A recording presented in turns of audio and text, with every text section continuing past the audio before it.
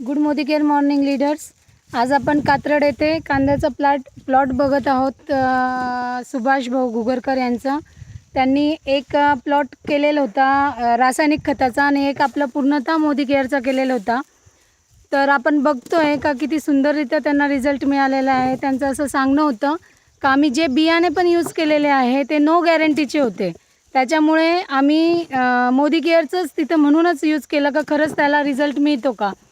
तर आपण बघू शकतो एकसारखा कांदा आलेला आहे. रंग थोडा खालीवर झालेला आहे. तर मध्यंतरी वातावरण खूप ढगाळ आणि खूप खराब होतं, त्यामुळे त्यांचं असं म्हणणं आहे. पण त्यांनी जे रासायनिक खतांचे जे कांदे केले त्याच्यापेक्षा ह्याची मोदी केअरच्या कांद्यांची जे ॲग्री प्रोडक्ट आपण यूज केले त्याची साईज ही खूप छानरित्या वाढलेली आहे आणि एकरी 250 ते 240 अशा प्रकारे गोण्या निघालेल्या आहे त्यांच्या. त्याच्यामुळे मी Modi care, thanks to Modi care agri product, thanks to Subhash भाऊ का त्यांनी मोदी केअरवर ट्रस्ट ठेवून मोदी केअरचे सगळे प्रोडक्ट यूज केले.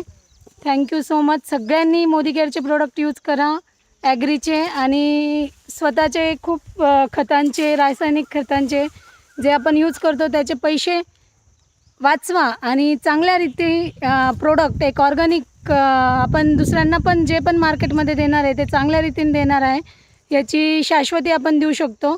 यूज मोदी केअर आणि त्याचे बेनिफिट्स घ्या. Thank you so much.